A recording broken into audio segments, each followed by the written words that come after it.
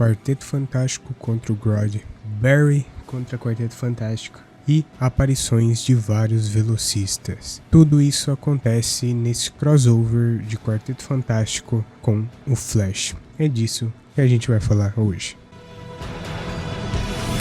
E aí, sejam bem-vindos à Força de Aceleração. E hoje eu tô aqui pra falar do crossover do Quarteto Fantástico com o Flash. Sim, não é tanta gente que falou desse crossover, afinal ele saiu meio escondido. Ele só saiu no aplicativo do DC Universe e ainda naquele formato meio de webtoon. E bom, eu demorei pra ler, mas eu finalmente li e hoje eu vou conversar com vocês sobre porque tanto o Flash e tanto o Quarteto Fantástico são meus personagens favoritos dos heróis. Quarteto Fantástico na Marvel e Flash na DC. Ainda o quarteto disputa o lugar ali meio com a Homem-Aranha, mas eu ainda prefiro o Quarteto Fantástico pela minha infância, né? Bom, como de praxe, eu vou resumir a história aqui com vocês, depois eu venho comentar o que eu achei. Essa história é escrita pelo Jeremy Adams com arte de Adrian Gutierrez, não sei se assim pronuncia. A história começa com o quarteto jogando um jogo de tabuleiro para relaxar depois de uma missão. Reed, no entanto, está só meio presente no jogo, porque está ocupado trabalhando em sua caneta de mudança dimensional. Johnny comenta que o Reed odeia jogos de azar, já que não consegue planejar sua vitória com antecedência. Ben, por outro lado, acha que o Reed sempre pensar 5 passos à frente já salvou a equipe várias vezes. Antes que o Johnny possa provocar Reed por nem saber qual jogo eles estão jogando, o gorila Grodd atravessa a janela do prédio. Grodd revela que quer usar a tecnologia deles para se tornar rei. O quarteto enfrenta o Grodd, que percebe que eles ainda não entenderam o que ele quer. Para deixar tudo mais claro, ele revela sua carta na manga, o Flash, que está sob controle mental. Barry ataca a equipe com tudo, mas Reed e Sue já têm um plano, ativando um especial rápido que eles usam contra o Mercúrio. Sue cria uma parede invisível no exato momento em que o Flash corre na direção dela, fazendo-o bater com tudo. Coisa e Johnny garantem que ele não se levante. A pancada acaba quebrando o controle mental de Grodd, e Barry consegue se explicar. Grodd sabia do quarteto porque Barry havia lido sobre eles em uma revista científica, com artigos sobre o trabalho de Reed Richards. A explicação do Flash é interrompida quando Sue acerta Barry com um outro campo de força, revelando que agora é ela quem está sob o controle de Grodd. Reed tenta conter sua esposa, envolvendo-a com seu corpo elástico, enquanto Barry corre até Grodd, acreditando que ele só consegue controlar uma mente por vez. Grodd rebate Barry com força, querendo se livrar do Flash de uma vez por todas. Então ele decide focar em Reed e exige que o leve até o amplificador mental com o qual poderia dominar o mundo. Antes que os heróis consigam impedi-lo, Reed, ainda controlado, pega a caneta de mudança dimensional e a ativa, teleportando o Flash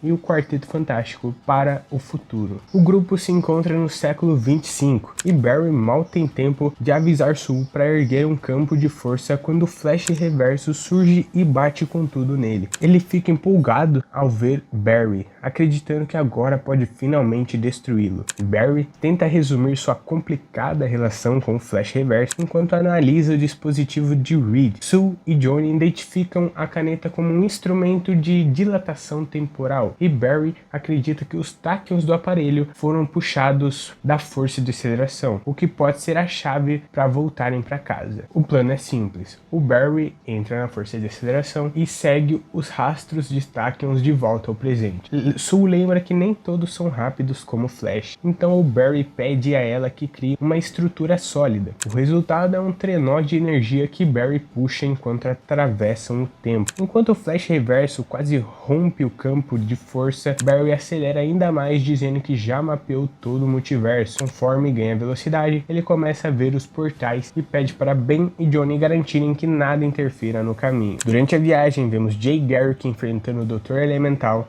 depois de Impulso lutando contra o Abracadabra e até a galeria dos vilões. Então o Wally aparece e acaba ajudando a empurrar o trenó de volta à força de aceleração. De volta ao presente, Grodd finaliza seu amplificador mental e o ativa. Durante a luta, Sue cuida de Reed, que se explica que não consegue se conter ao usar a caneta. Sul comenta que o Flash deve ser um cientista também, já que conseguiu trazê-los de volta. Grodd ativa o dispositivo e ele frita o próprio cérebro. Reed revela que tudo fazia parte do seu plano. O aparelho era na verdade um desamplificador mental, reduzindo Grodd à inteligência de um filhote de macaco. Com o Grodd contido, Barry se oferece para ajudar Reed no futuro. Mais tarde, Johnny e Ben reclamam que Reed e Barry estão no laboratório há tanto tempo que suas cabeças estão doendo. Sue sugere que eles relaxem, enquanto os dois gênios continuam duelando em várias partidas de xadrez ao mesmo tempo. E é isso. Esse foi o resumo do resumo do resumo dessa história. Bom, diferente, né? Primeira vez eu acho que eu li uma história nesse formato. Não sei nem como eu vou apresentar aqui pra vocês na edição, mas vou tentar deixar o melhor jeito possível, tá? Bom, vamos pro que eu achei dessa história. Essa é uma boa história do Flash, mas como crossover, infelizmente deixa muito a desejar. Quem acompanha o canal sabe que eu gosto muito do Jeremy Adams como roteirista. E isso fica claro aqui, pelo menos as partes focadas no Flash. Há várias referências, como o Jay Condutor Elemental, que ele foi mais desenvolvido lá na minissérie do próprio Jeremy Adams, que é Jay Garrick The Flash. Tem um impulso com o Abracadabra. Tem a própria citação de que ele é quem mapeia o multiverso atualmente, que só quem entende do Flash vai saber disso. O próprio Wally aparecendo para ajudar ele. Dá para sentir como o Jeremy Adams conhece, entende e gosta do personagem. O problema começa quando a história envolve o Quarteto Fantástico. Nesses momentos parece que o roteiro foi feito de má vontade. Ou o Jeremy Adams não tem tanta afinidade com os personagens, ou simplesmente ele não se deu o trabalho de pesquisar melhor. Quase não há nada que dialogue com a lore do Quarteto Fantástico. Eles funcionam mais como coadjuvantes de uma aventura do Flash, do que protagonistas de um crossover. Isso não torna a história ruim. Ela cumpre bem o papel de ser uma aventura divertida do Flash, com aquele clima cotidiano heróico que o Jeremy Adams costuma trabalhar bem. Porém, como crossover acaba sendo decepcionante, porque não há um equilíbrio real entre os dois universos. O formato de webcomic me incomodou em alguns momentos, muito mais por falta de costume, por eu estar lendo pelo PC, ainda assim não chegou a comprometer